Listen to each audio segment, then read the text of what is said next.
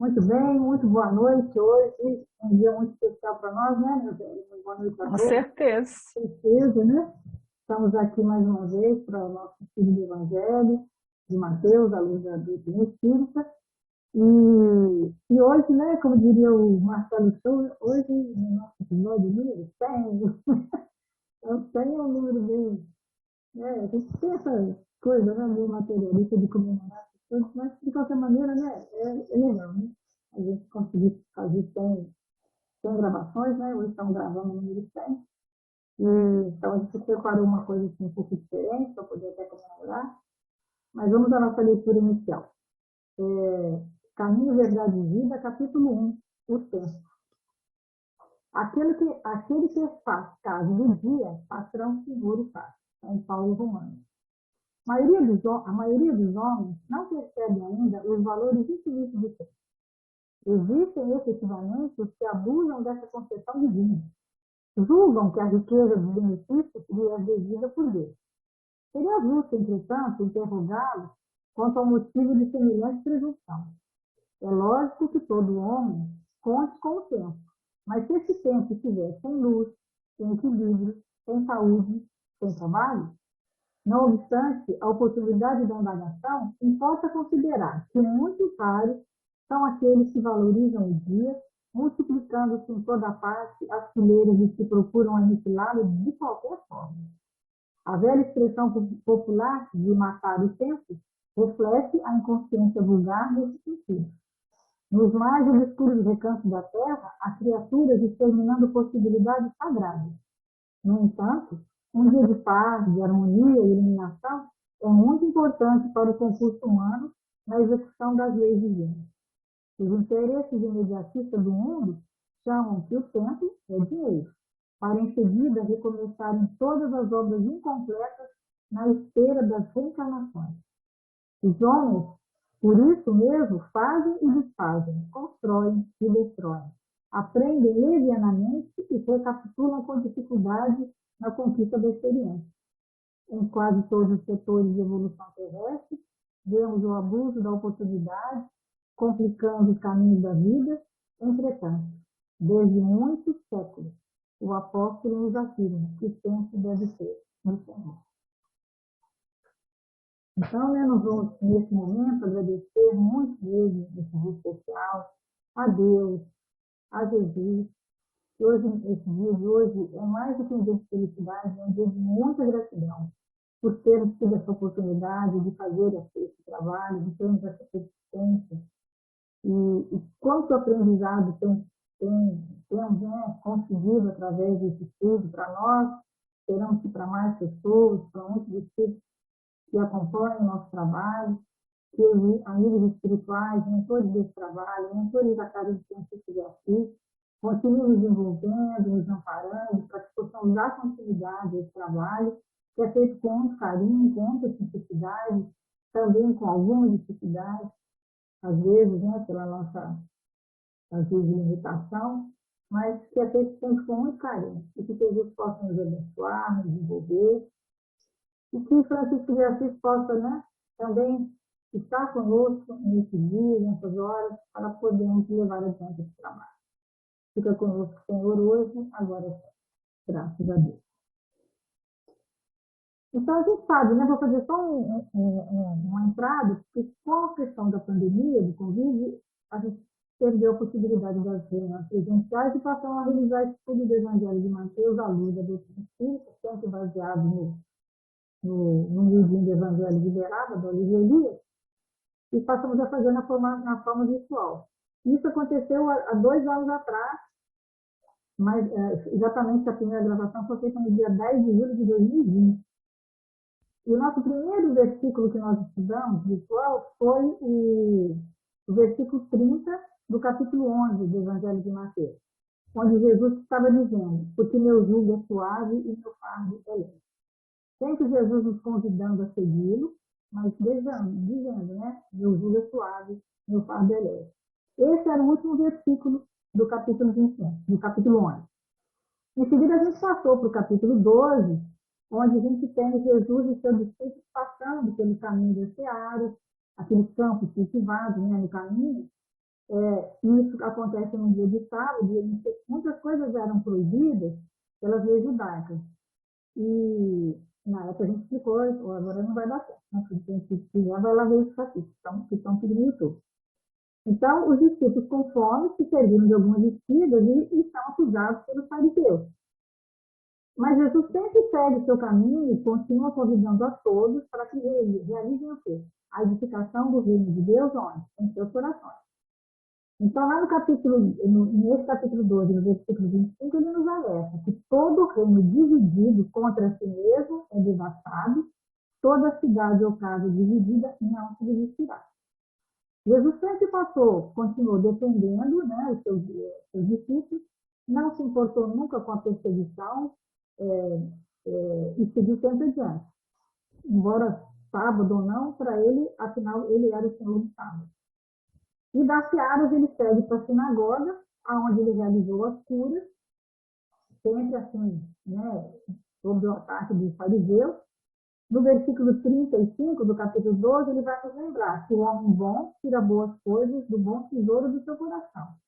E o final do capítulo 12 nos diz: quem fizer a vontade de meu Pai, que está nos céus, este é o meu irmão, a minha irmã e a minha mãe.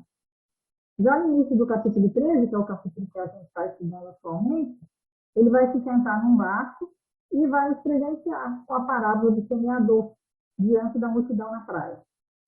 A multidão, como sempre, que é a característica dela, escuta Jesus deslumbrada, mas como Jesus mesmo diz nos versículos 13 e 15, vendo não veem, ouvindo não ouvem, e nem compreendem, porque seu coração está endurecido. Então, para os discípulos, de forma mais reservada, aí Jesus já vai explicar, dar maiores esclarecimentos sobre a parábola contada para a multidão. Jesus segue contando depois, em sequência, a parábola do joio, do trigo, a parábola do grão de mostarda e a parábola do fermento. Sempre se guiando desse método didático para ensinar da parábola, né, do Marçal, como a Lívia às vezes fala, e sempre tentando significar qual que é o significado e a importância dessa edificação do reino de Deus nos corações dos homens. Em todas elas, Jesus inicia sempre assim: o reino de Deus é semelhante a. Esse é o tema central de toda a parábola, como se fosse assim, um refrão que Jesus vai repetindo uma a um.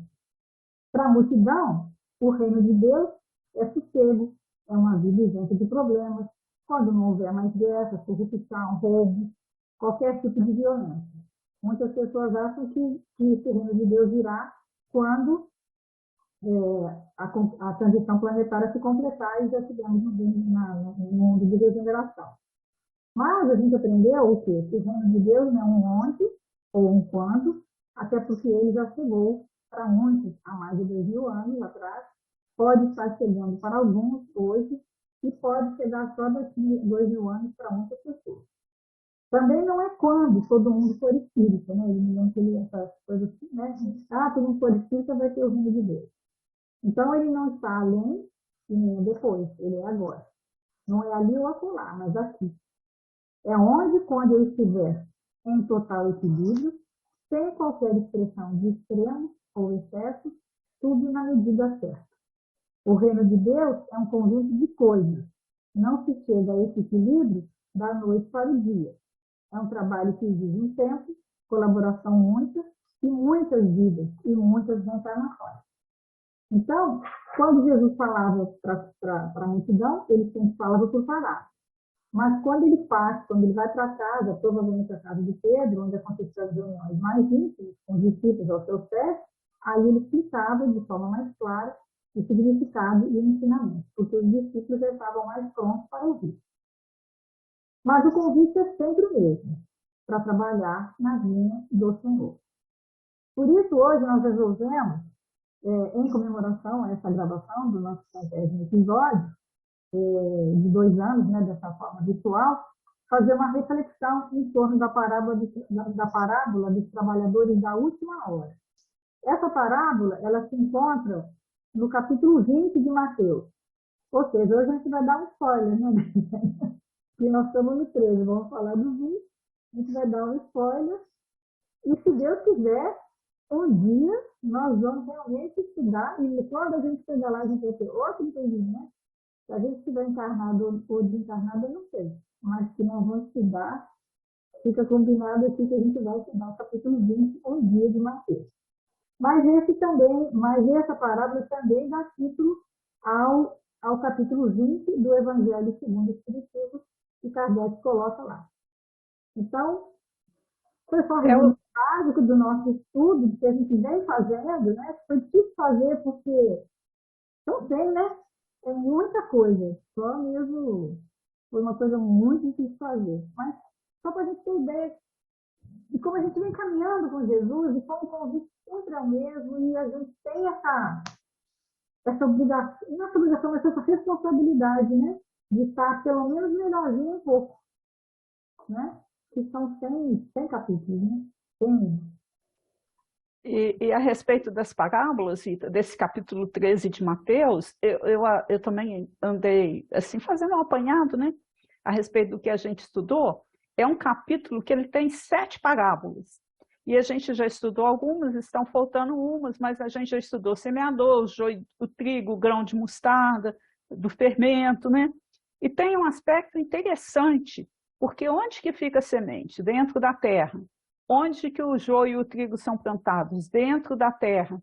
Onde que o grão de mostarda é plantado? No campo. Onde o fermento está? Dentro da massa.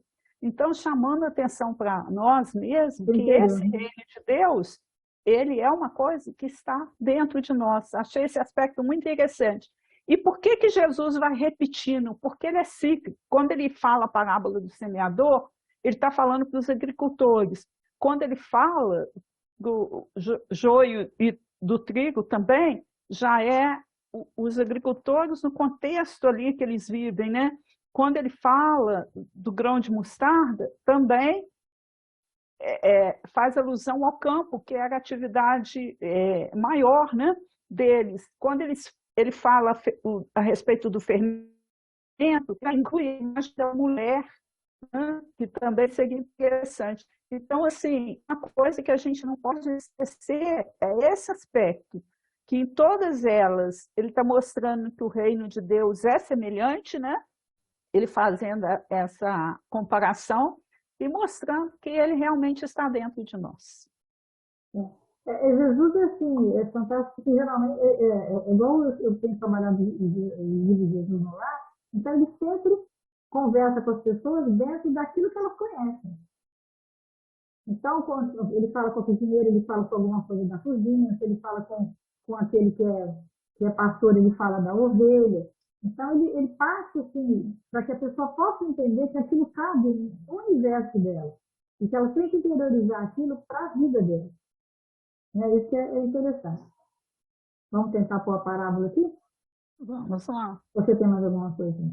Não, era só isso mesmo, só para complementar. Vamos ver Você falou tão bem, né? você fez um apanhado tão bom aí. Deixa eu ver se apareceu alguma coisa aí, não, né? Por enquanto, não. Só nós duas pequenininhas. Apareceu? Uhum. Mas não está modo apresentação, não. Está aparecendo os slides laterais também. E agora? Agora está carregando. Espera aí. Aí, tá. Tá. Então, vamos lá, né? Leia a nossa parábola. Ela, na realidade, né, algumas traduções falam os trabalhadores da última hora, mas em algumas existe os trabalhadores da vinha, né? Então, o reino dos céus é semelhante a um pai de família que saiu madrugada a fim de salariar trabalhadores para sua vinha. Tendo convencionado com os trabalhadores que pagariam denário, cada um por dia, mandou-os para a vinha. Saiu de novo à terceira hora do dia, e vendo outros que se conservavam na praça sem fazer coisa alguma, disse-lhes, vou passar o próximo, ide também vós outros para a minha vinha, e vos pagarei o que for razoável. Eles foram. Saí novamente à hora sétima e a hora nona do dia, a hora sexta, né? E a hora nona do dia, e fez o mesmo.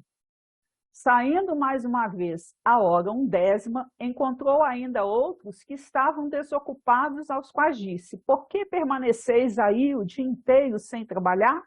E disseram eles que ninguém nos assalariou. Então lhes disse: ide vós também para a minha vinha. Ao cair da tarde, disse o dono da vinha, aquele que cuidava de seus negócios: chama os trabalhadores e paga-lhes, começando pelos últimos e indo até os primeiros. Aproximando-se então, os que só à 1/10 hora haviam chegado, receberam 1 denário cada um.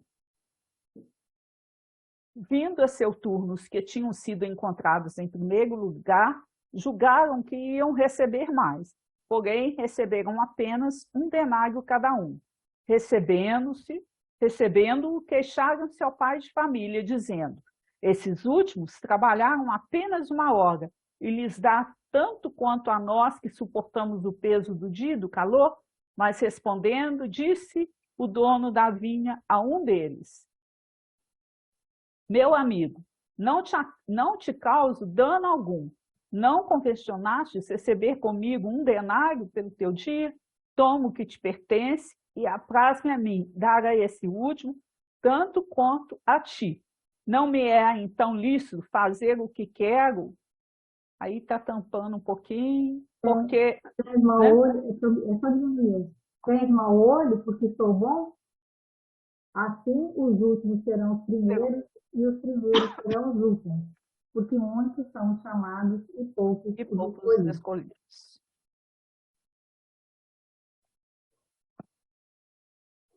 E a gente começa, né, tentando entender o que é a vinha. Né? O que seria a vinha, então? Né? O dono da vinha, quem que é? Na realidade, é Deus. Né? E a vinha é o universo, né? A nossa casa, o lugar onde a gente está trabalhando. Olha, né? Depende, a parábola tem tantas que você pode usar essa parábola para você, para a terra, para um monte de situações. Então, por exemplo, é a vida, né? É a vida em si, né? Eu acho que é onde a gente, na realidade, precisa cultivar uma vida espiritual, né? O grande chamado é o processo reencarnatório, que onde a gente estiver situado, a gente tem que começar a trabalhar. Porque no livro Vinha de Luz, ele fala, né? Na realidade, o que existe? Uma ordenação do Senhor e o serviço das criaturas. Então, a vinha, ela fala de cada um de nós na busca, né? Desse movimento íntimo de integração com a obra divina. Então, e onde é isso? É um lugar circunscrito? Não, é em todos os lugares. É no meu relacionamento com você, é no meu relacionamento comigo mesma, é no meu relacionamento, né, no local de trabalho, enfim, é o serviço abrangente que a gente precisa exercer dentro desse processo reencarnatório. Aquele, num dos estudos que eu assisti, o Paulo fala, né, que Kardec estrutura isso tudo, esse capítulo do 20, né, onde ele fala disso, depois que ele fala, depois ele fala de fé, né, que a fé transporta a montanha, essa fé relacionada para você agir no mundo, e quando ele fala desses trabalhadores dessa última hora, ele está fazendo uma referência àqueles que vão estar envolvidos e responsáveis pela transformação do mundo, né? E ele ainda fala que Jesus reconstrói essa parábola em cima de outra. Eu achei interessante que eu não sabia. Que existia uma parábola antes que era diferente. Que nessa primeira parábola que está lá em Levítico, antiga, o rei contrata muitos trabalhadores, mas um só trabalhou para ele mais tempo. Depois o rei chamou para receber, pagou rapidamente aqueles que haviam trabalhado por pouco tempo e depois disse que devia se ocupar para pagar a grande quantia que precisava pagar aquele que trabalhou mais tempo. Porque era assim que as pessoas entendiam na época. Né? Então, o povo que havia mais tempo pedido a Deus deveria receber mais. Aí, Jesus, praticamente, nesse conto, né, ele reconstrói. Ele já não coloca um rei, ele coloca um pai, na época, em Levítico é um rei, Na parábola, todos são chamados ao mesmo tempo, mas na parábola de Jesus, cada um é chamado ao seu tempo. E havia antes as diferenças entre as recompensas com Jesus. Mas com Jesus, todos receberam a mesma recompensa, talvez para mostrar que não é possível, né, quantificar, você colocar um valor nas coisas espirituais. Não existe um valor, né? Quando você quantifica a bondade, a benevolência, o perdão, que são conquistas da alma, né, nessa busca da evolução, isso não dá para você quantificar. Quando você chegou, chegou. Não importa quem chegou antes, quem chegou depois, é uma construção. Quando o reino está construído para todos. Eu me lembrei muito, uma analogia legal de a gente fazer isso, é o nosso chá, por exemplo. O nosso chá, a gente faz chá para 300 pessoas.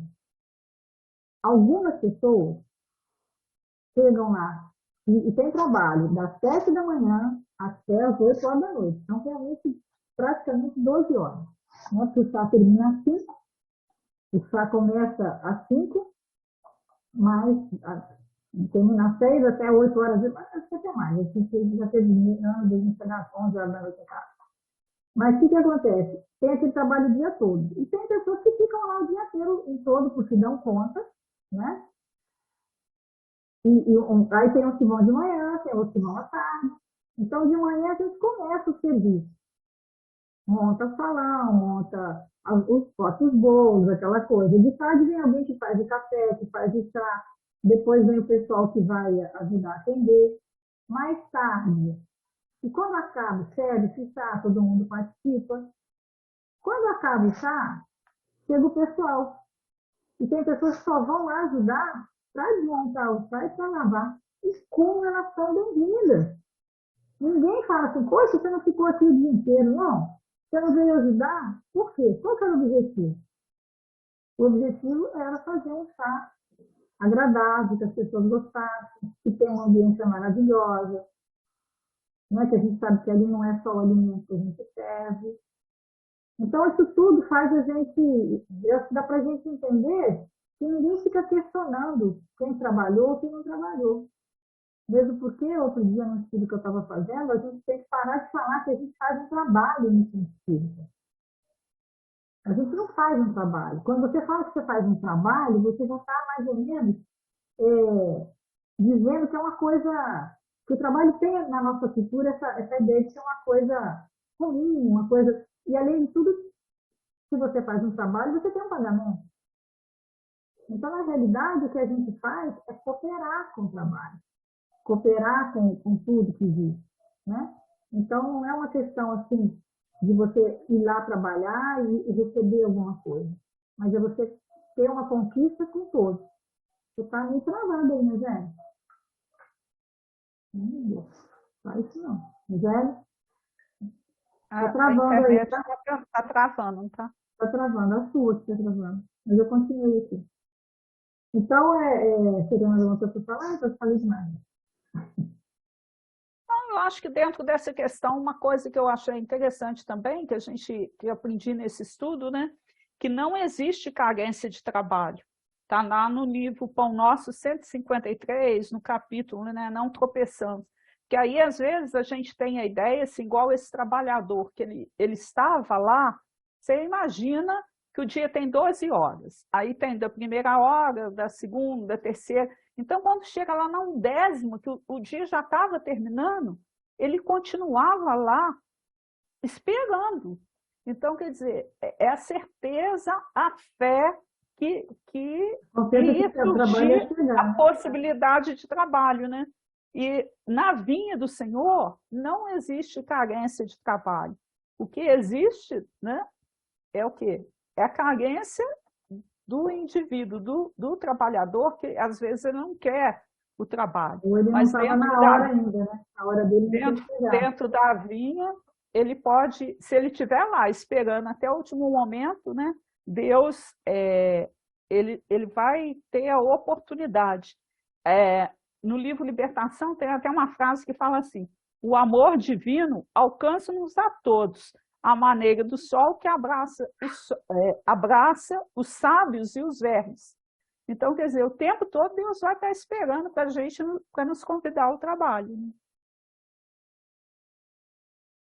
E quando a gente vê essa parábola a princípio, a gente acha que é uma questão injusta, né? Porque os que chegaram por último receberam a mesma remuneração. Então, a princípio, a gente acha que é uma questão de trabalho.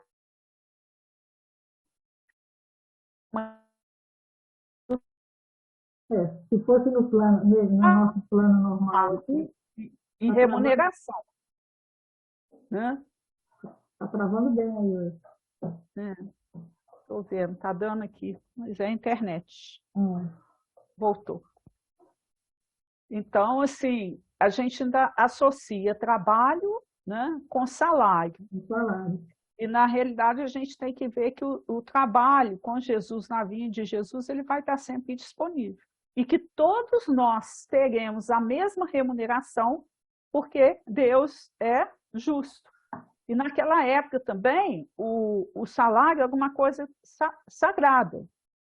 Então, ao final do dia, ele tinha que receber, por quê? Porque ele tinha que ter essa remuneração, né, para até a própria sobrevivência. Era assim que acontecia na época de Jesus.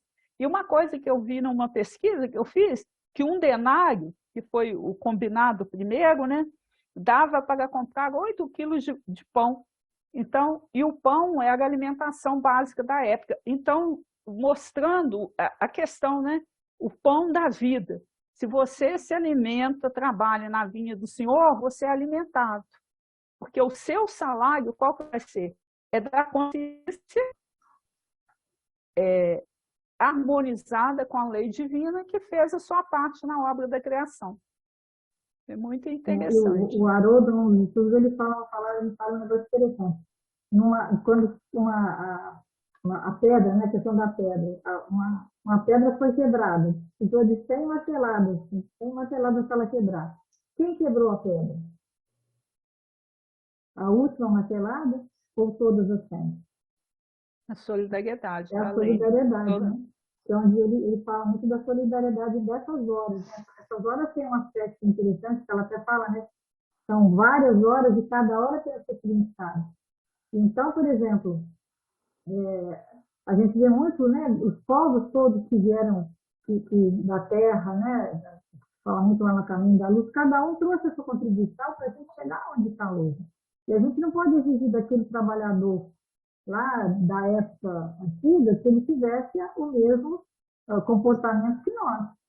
Porque hoje a gente já tem o conhecimento do Antigo Testamento, do Novo Testamento, temos a terceira revelação. Tudo isso, para nós, é uma responsabilidade maior, né, de estar entendendo essa situação e não questionando o dono da vinha. Porque você vê que aquele que trabalhou muitas horas, ele questiona de uma forma questionadora mesmo, né, de desafio, de acusação, de acusando mesmo o dono da vinha que está sendo injusto, que está ludibriando aqueles que ficaram desde a primeira aula. E a resposta do pai de família é muito serena e mostra uma forma nova de justiça que para nós é estranha ainda, né? É muito difícil entender. E aí fala, né? O que eu fiz? Eu estou tratando para você, com você, eu estou pagando aquilo que foi tratado. Nós tratamos um denário e você está recebendo. Né? Em Minas o pessoal fala, né, que é combinado não é caro. Então, se foi combinado, então aí ele diz, né, tem olho mau porque sou bom, ou seja, o que você está vendo de mim, de ruim em mim, que não é meu, mas que lhe pertence e você está trazendo para a nossa conversa, né? Tem 10 minutos, mas daqui a pouco eu sabe. E aí é um sentimento de inveja, né, que surge naquele, né? E quando a gente fala assim, naquele dia, quer dizer, o dia começa às 6 horas da manhã, a luz surgindo, né? Aí, no decorrer, 9 horas, 12 horas, 15 horas e às 18 horas, a luz se ausentando, né? Então, é a possibilidade que a gente tem de trabalho enquanto a luz está ali. Mas nesse processo de reencarnações que a gente vai tendo, o planeta, né, mudando, e aí a gente vê diversos estudos que alguns colocam mesmo esse momento de transição que o planeta está atravessando, né? E seria essa 1ª hora aí, onde está faltando pouco tempo, né, para a luz se ausentar, né, dentro do aspecto do planeta de prova e expiação e passando para a regeneração, né? E aí essa oportunidade do convite que a gente estava trabalhando, buscando, né? E na realidade, todos nós receberemos salários. No livro Os Mensageiros, o André Luiz fala assim, ó, todo aquele que opera no bem de alma voltada para Deus deve aguardar sempre o melhor. Não é promessa de amizade, é lei. Então, quer dizer, o salário que Deus vai nos propiciar, né, que é, na realidade, a nossa consciência tranquila, em sintonia com a lei, é o que nos espera se a gente realmente procurar, nesses últimos momentos aí de prova e expiação, né, para passar para a regeneração, o quanto que a gente vai ter essa possibilidade, né, de avançar melhor para a luz, né? No Caminho da Luz, por exemplo, tem um texto que fala assim, está até no dos estudos que eu vi, já não sei mais fora. O século que virá efetuará a divisão das ovelhas do imenso rebanho. Vive-se agora na terra um crepúsculo ao qual sucederá uma profunda noite. Todavia, os operários humildes de Cristo ouçamos a sua voz no âmago de nossa alma. E aí ele vai citar as bem-aventuranças e diz assim, sim, porque depois dessa treva surgirá uma nova aurora. Trabalhemos, pois, por Jesus, ainda que a nossa oficina seja localizada no deserto das consciências, onde fomos chamados ao grande labor e ao nosso mais sublime dever, e o nosso mais sublime dever é responder aos apelos escolhidos. Quer dizer, mesmo que a gente esteja num momento que a gente está achando que realmente vai acontecer, o século a experiência dele é de escuridão, e aí ele faz 2 comparações, esse é um dos estudos que eu vi. E aí ele fala também que Humberto de Campos também fala nas bem-aventuranças, mas depois disso, que as promessas de Jesus pareciam ser dirigidas ao incomensurável futuro humano. Aquelas palavras, obedecendo a determinação superior, iam espalhar-se entre todos os aflitos da terra. E aí no Caminho da Luz ele também fala, uma tempestade de amargura varrerá toda a terra. Os filhos de Jerusalém, de todos os séculos, devem chorar. Quem são os filhos de Jerusalém? Do ponto de vista espiritual, são aqueles vaidosos, pretensiosos, orgulhosos, egoístas, exclusivistas. Então é uma simbologia. Cada um tem seu momento. Tem pessoas que ouviram o sermão do monte, né? E acordaram, outras não. Então, o que se conclui? Que esse trabalhador da última hora é aquele que perdeu tempo consigo mesmo, com as suas vaidades, que acordou agora, mas vai fazer o trabalho. E como ele atingiu a meta e alcançou o seu objetivo, ele tem direito ao pagamento. Né? E que não existem trabalhadores perdidos, esquecidos, que Deus tem um propósito, né, divino, que une a todos, que junta todos nós, em horas distintas, né, sempre na mesma hora. E ele é quem sabe, essas horas, é ele que conhece, ele que vai te dar o trabalho, e até a penúltima hora tem essa oportunidade. E não vale a quantidade, mas a qualidade. Então, esse sermão do monte, é riquíssimo, ele está falando desde que Jesus falou, e todo mundo ouvindo, uns ouviram, outros. A multidão ouviu, muitos de nós ainda somos multidão, muitos de nós já somos discípulos, e um vai ajudando o outro, um levando o outro. Né? Acreditar que o Senhor da vinha não nos daria possibilidade de trabalho seria negar, né, a justiça e a misericórdia dele para conosco. Então, ele vendo que nós temos a disponibilidade, né, a boa vontade individual, um coração perseverante, cheio de fé, com ânimo, a possibilidade e o convite ao trabalho vai ser executada toda, porque Deus nos enxerga o tempo todo do jeito que a gente é, e o convite é constante. Então, só voltando, né, naquela questão do Eclesiastes 3:1, a gente tem, tudo tem seu tempo determinado. Então, cada um de nós vai ter o seu tempo, né, para trabalhar na vinha, do jeito, com a habilidade que a gente tem. Então, o que a gente tem que se oferecer ao Senhor, estou aqui, o que eu posso fazer, em que eu posso ajudar? É a fala, né, de Maria lá, eis-me aqui, Senhor. E está 100% presente naquilo que a gente estiver fazendo. Mas é 100% presente com a qualidade que a gente é capaz de oferecer, porque não adianta ficar com desculpismo achando que a gente não tem qualidade, porque tem. E um dos aspectos interessantes também, gente, que a gente tem que lembrar, porque aí a gente pode estudar essa parábola, diversas nuances, mas o que eu achei muito interessante quando eu fui buscar o estudo, é que, na realidade, se nós somos os trabalhadores de última hora, e alguns vieram antes, esses primeiros, se já fizeram isso com a consciência necessária, eles vão ficar felizes com quem chega, né? Exatamente. Então, Eu falei do Thiago, a gente fica uma alegria do pessoal que dá ajuda, fica morto de cansado, tem alguém para acabar o trabalho, gente, não é bom demais. e hoje ainda aconteceu uma coisa muito interessante, porque se a gente analisar, nós estamos sob os ombros dos gigantes que nos antecederam. Então, se hoje a gente goza de toda essa tecnologia, de todo esse conforto, se existe essa questão da codificação, gente, então nós viemos lá, né? Você leu aí o Caminho da Luz, né? Os chineses, os hindus, os egípcios, os arianos, os hebreus, João Batista, Jesus, Sócrates, Platão, Kardec. E Cada um hoje tem a sua contribuição. cada um deu a contribuição e nós estamos assentados sobre a reflexão que eles tiveram e foram abrindo o caminho para nós. Estamos E hoje, enxergando, é porque estamos sobre eles, né? e hoje eu falei que eu ia trazer isso aqui porque eu fiquei tão emocionada de manhã, eu sempre faço a leitura do Evangelho. E eu terminei o Evangelho, a última página. No que eu terminei, aí eu fui pegar meu marcador de livro e colocar no Evangelho. E aí eu me deparei com uma página inicial do Evangelho segundo o Espiritismo, que eu fiquei emocionada, gente.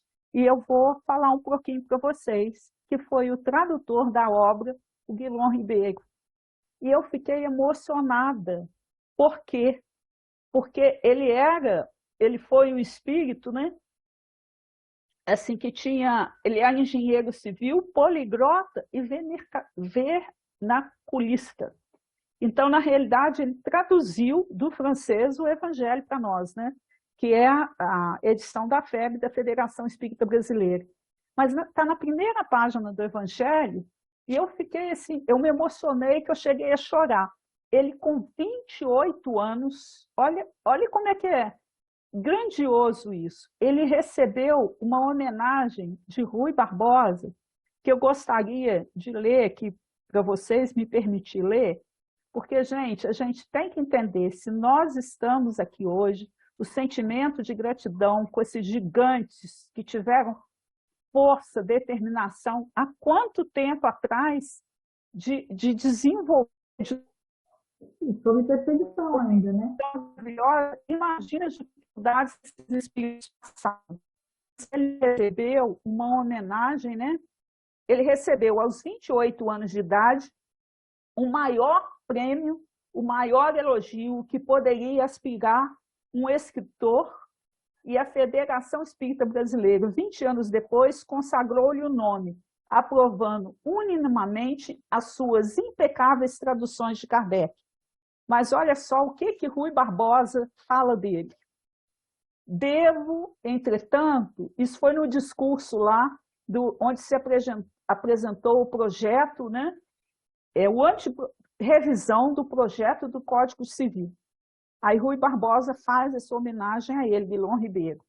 Devo, entretanto, senhor presidente, desempenhar-me de um dever de consciência, registrar e agradecer da tribuna do Senado a colaboração precisa do senhor doutor Guilom Ribeiro, que nos acompanhou neste trabalho com a maior inteligência, não limitando-se os seus serviços à parte material do comum dos revisores, mas muitas vezes suprimindo até as desatenções e negligências minhas. Então, assim, a nossa homenagem, né, a nossa gratidão a esse Espírito, porque se hoje a gente tem um evangelho aqui, ó, mastigadinho para nós, foi porque a gente teve um gigante, um ombro, né? Que Imagina, aos na época 20, perseguição, né? Aos 28 anos, ó, vocês provavelmente imaginam, sobre perseguição, sobre questões familiares, isso tudo, não é fácil, né? A gente né? sabe que é um Ele caminho árduo, né? traduziu isso para nós, né? Então, quando você falou assim, qual martelada que quebrou, nós estamos aqui ainda, né? Mas houveram, é, existiram, né? Grandes ombros que fizeram esse percurso para nós. E aí, no primeiro capítulo de libertação também, tem um aspecto muito interessante que ele fala: o espírito humano lida com a razão há precisamente 40 mil anos. Olha como é que é sério, gente. E aí ele fala assim, olha, cada espécie de seres, do cristal até o homem, e do homem até o anjo, abrange inumeráveis famílias de criaturas, operando em determinada frequência do universo. E o amor divino alcança-nos a todas, à maneira do sol que abraça os sábios e os verdes. É muito lindo, né? Então, há 40 mil anos a gente está nesse percurso aí, de sermos convidados para vir, né? E num processo, né? Você tem que lembrar também, tipo assim, teve aquele dia, mas amanheceu de novo, né? Amanheceu de novo. Verdade. E vai sempre amanhecendo. Então é um ciclo, né? De várias horas e todo dia tem essas horas. E a cada dia nós temos a oportunidade de estar nos apresentando para o trabalho, mas só Jesus sabe, só Deus sabe exatamente aqui, né? E a gente pensa, né, no processo reencarnatório, quantos casos que a gente ouve na doutrina, no livro, de espíritos, e você mesmo, né? Sabe o que você combinou de fazer? Quanto que você tá, qual que é a sua dívida, né? O livro Voltei mostra muito bem isso, né? Um livro fantástico que ele era o Jacó era trabalhador da FEB, né? Ele foi presidente, alguma coisa assim. E chega lá, não assim ruim, mas bem pior do que ele achava que estava, né? Então, a gente tem que pensar muito, né? Como a gente, esse curso de tempo que a gente tem tão disponível. E aí, eu estava falando que um dia, quem vai vir? Um mordomo, né? Esse mordomo que vai pagar é a nossa consciência. Né? É o homem que você vai se Inclusive, confrontar. Né? Ele vai entregar o salário, que é qual que é o salário? Da paz da consciência. Aí ela até fala assim, nós temos ainda o nosso ego que fica reclamando, porque não somos espíritos evoluídos que superaram o ego ainda. E a gente tem que pensar também que não é uma questão, não é uma questão de romper com o ego, mas só superá-lo, né? Dizer para ele, não, tá tudo bem, tá tudo certinho, é assim mesmo, vamos continuando, né? E aí a gente conseguir dar esse, que ela chama de um salto qualitativo, que é o salto de entregar todas as nossas experiências como trabalhador de última hora, porque já estamos comprometidos com a mensagem de Cristo. E a gente chega, mesmo que a gente chegue lá na penúltima hora, que né, na penúltima hora, que são 12 horas, você chega na 11ª, só tem mais uma hora para trabalhar. Né? Mas que a gente esteja atendendo a essa renovação da consciência e, ao mesmo tempo, fazendo o quê? Esse trabalho de renovação da sociedade. Isso a gente tem que entender, que a gente está integrado nisso. E ainda tem muita coisa conflitante, né? Temos muitas dúvidas, ainda temos muitas justificativas, porque a gente tem ainda muito essa necessidade de ser servido e não de sermos servidores. Ela fala muito isso nessa questão de ser servidor.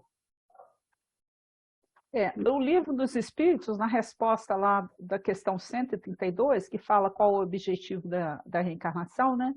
Ele fala o seguinte, Kardec, né? Os espíritos, aliás, desculpe. A encarnação ainda tem outra finalidade, que é de pôr os espíritos em condições de encarregar-se de sua parte na obra da criação. Então, gente, a gente não tem que ficar julgando o outro, ser preocupado com a parte do outro, porque isso não é responsabilidade nossa. A responsabilidade nossa é o quê? A nossa parte no trabalho. Aí o André Luiz, na introdução do Nosso Lar, tem uma frase que fala assim, ó, os que colhem espigas maduras não devem ofender os que plantam à distância, nem perturbar a lavoura verde ainda em flor. Olha que coisa bonita da gente entender, né?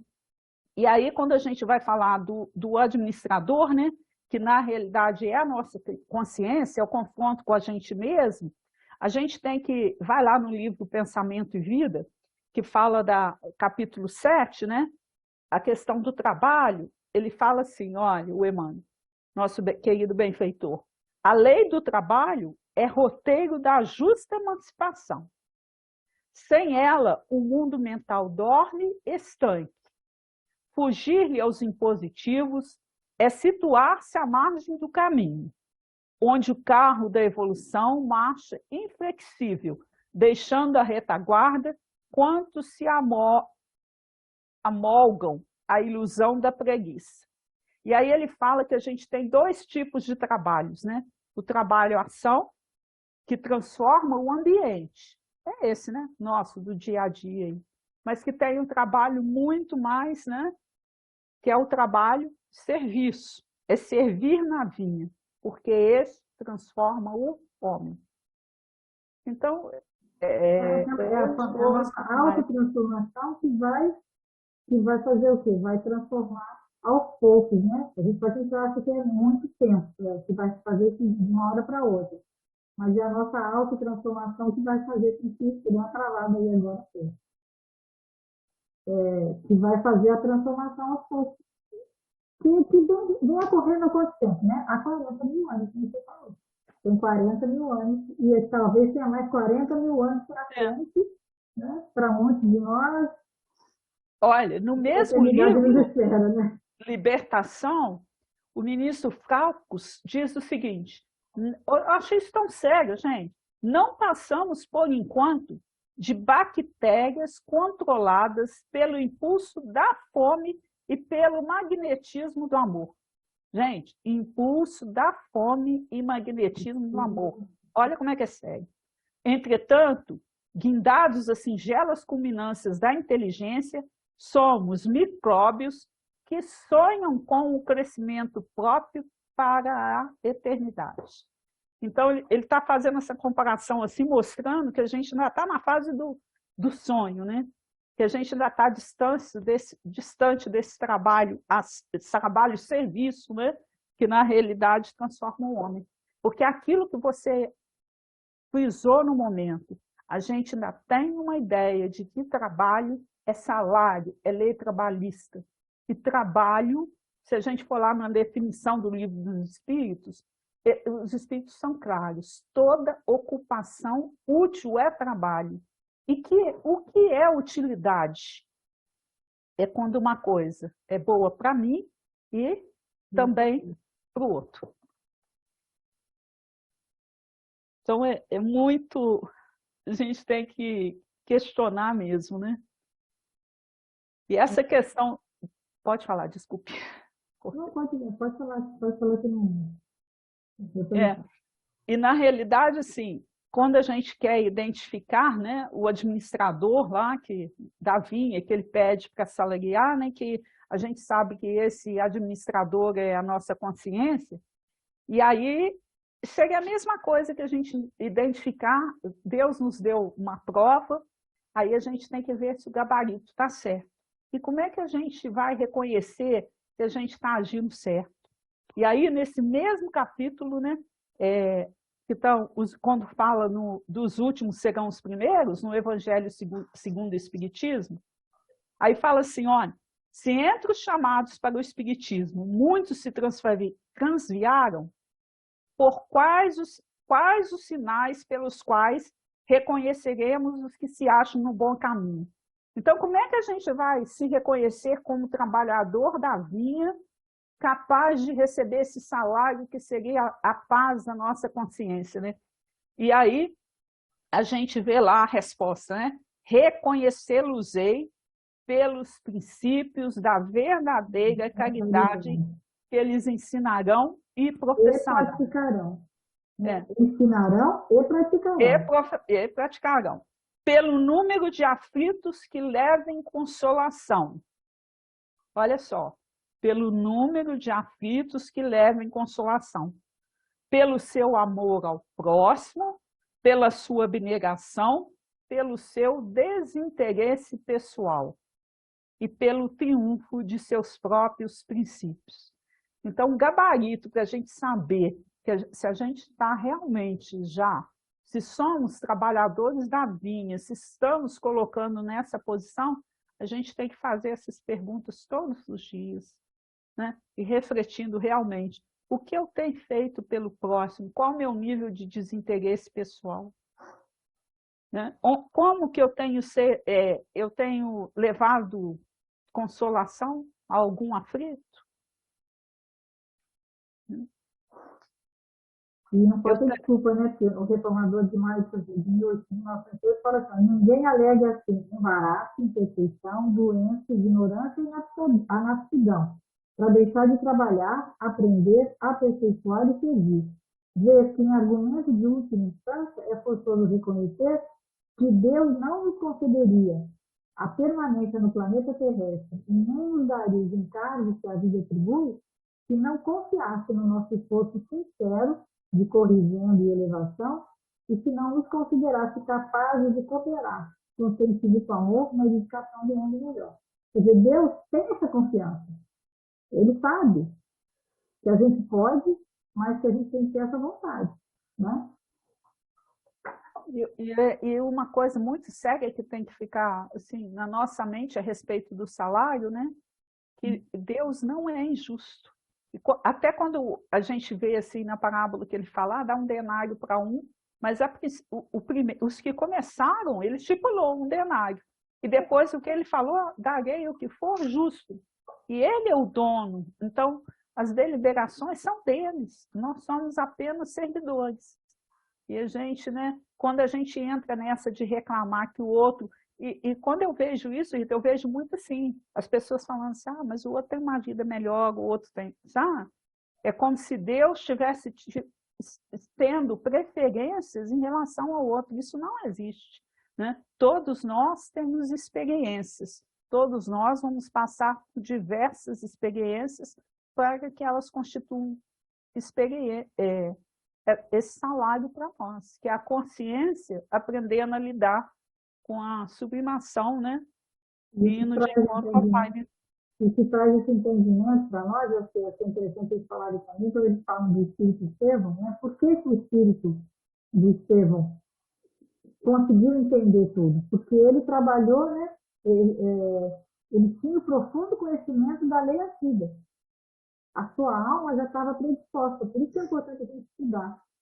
Então, nós temos já, ele só tinha o estudo do Evangelho, do Velho Testamento. Nós já temos o Velho, o Novo e a terceira revelação. Então, a gente está mais do que pronto.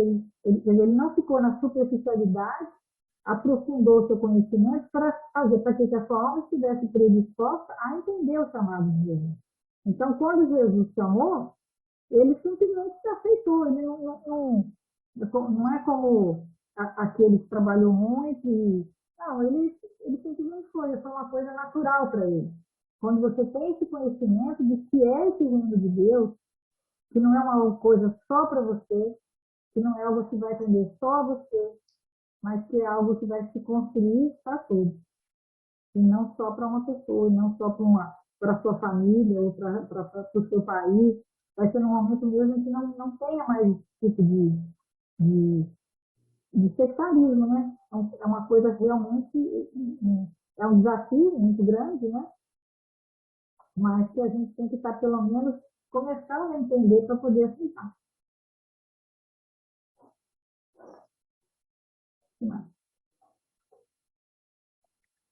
Acho que, na realidade... E a gente entender, né, que ele fala, né, que a parábola mostra claramente que a vinha é do Senhor e que o planeta não é um barco de governar. A gente tem que entender que tudo está sob controle e que o trabalho é dado a cada um segundo a sua hora de fazer, mas também a cada um segundo suas obras. A gente é convidado e quem aceitar o convite e aprender vai poder. E tem aqui 16 páginas. É. A verdadeira viagem do descobrimento não consiste em ver novas terras, mas ver com novos olhos. É questão do conhecimento que você falou aí. Está tudo aí, né? Por que Estevão assimilou? Porque ele já tinha o conhecimento lá. Mas não adianta ter só conhecimento. É necessário compreender.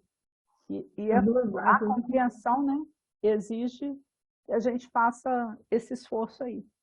Né? Sem desculpismo, saindo da zona do conforto, né? Porque a gente, na realidade, o trabalhador na vinha, ele ficou lá até a última hora esperando ser chamado. Agora a gente tem sido chamado o tempo todo e está fingindo que não está ouvindo. É a grande diferença, eu acho que a gente pode fazer essa análise. Né? E assim chegamos, né? Ao final do ano, eu vou trouxe até um bolinho. Olha só que chique! Isabela Papagaio. Parabéns para nós, tem episódio. Nossa, foi uma vitória, é muito bom a gente estudar, a gente fica extremamente feliz, né, e emocionado por isso, porque realmente é bom demais. Vamos lá, tem muito trabalho ainda pela frente, tem muitas horas e ciclos de horas e muitas, né, encarnações para a gente chegar até de novo nesse capítulo 20, que um dia nós vamos estudar de novo. E aí já vamos ter outra visão, né? Outra visão. Vai estudar, né? E se Deus quiser, a gente vai. Porque é incrível, né? Porque vários estudos de cada um dá mais um F, e daqui a pouco, né? Para descobrir. Cada dia. Outro dia eu vi uma live até interessante, que ele fez o comentário, não falou qual frase que foi, né? Mas ele falou, o amigo dele, que ele se surpreendeu com um amigo, que falou assim, tem 50 anos que eu leio o Evangelho. E é dessas pessoas estudiosas mesmo. E você sabe que eu nunca tinha observado essa frase? Aí ele falou que ficou envergonhado, porque falou 50 anos que ele leu o Evangelho, não tinha enxergado a frase. Né? Você falou do Guilherme Ribeiro, minha filha, nunca li também não, tá? Nunca li, eu chorei hoje de manhã quando eu li o Evangelho, mas por quê? Eu agora assumi o compromisso assim, eu chego no final do Evangelho, volto tudo de novo, estou fazendo assim. Vai devagar, uma paginazinha por dia, sabe? Mas eu acho que vale a pena se a gente pegar a questão assim, de estudar uma página do Livro dos Espíritos, do Evangelho, todos os dias, né? Das obras básicas, né? A gente vai caminhando melhor. Né? Então tá, agora ferramos. Olha, eu escolhi esse Cassimigo Cunha de novo. E eu não sei, eu falo que Deus, ele tem caminhos que a gente desconhece. Eu achei a poesia dele de hoje, assim, tem tudo a ver com o trabalho que a gente escolheu. Gratidão também, porque eu fiquei conhecendo, sabendo esses dias que ele perdeu um olho e depois perdeu o outro, e que a esposa dele também, enquanto encarnada, né, ficou cega de uma vista. Então, gente, é isso que eu falei aqui, o quanto que a gente tem que agradecer os gigantes que nos antecederam e que foram construindo a base para nós, e que a gente seja, né, a base para essas futuras gerações também, né? Que a gente seja capaz de trabalhar na vinha para deixar uma coisa boa, né? Quando fala assim, né, que quando a Maria fala para Jesus, né, eis-me aqui, Senhor, né? Se oferecendo, né, com aquela pureza, que a gente tem essa boa vontade também. Mas olha que linda a poesia, não sei se vocês vão gostar. Eu amei, fiquei emocionada, assim. Olha como é que chama. Uma boa ação por dia. Levanta-te cedo da cama, irradiando alegria. Repete, devo fazer uma boa ação por dia. Tolera qualquer pessoa que te cerca de ironia e já estará fazendo uma boa ação por dia. Dialoga com um idoso de vida triste e vazia. A bondade gesta, sim, uma boa ação por dia. Irradia paz constante no lar, nobre moradia. Executa dentro dele uma boa ação por dia. Não te afastes de ninguém que te admira e confia. Aconselhar é fazer uma boa ação por dia. Dá um banho no doente, que no leito prova e expia. Realiza pelo menos uma boa ação por dia. Dá que seja um cobertor ao pedinte em noite fria. Não te empobrece fazendo uma boa ação por dia. Compreende teus parentes, viva, pois, em harmonia. Decreta silêncio e faze uma boa ação por dia. Quem, pois, galgou o posto de anjo e muita luz irradia, se evangelizou porque fez uma boa ação por dia. Muita paz para todos nós. Até o 101, se Deus quiser, vamos comemorar até o 200, 300, vamos embora, né? Sempre em frente, né? Graças a Deus. Muito obrigada, né, pessoal? Possamos estar em paz e até semana que vem, se Deus quiser. Se Deus quiser, um abraço a todos. Fiquem com Deus. Semana que vem voltamos ao capítulo 13, na sequência de exercícios.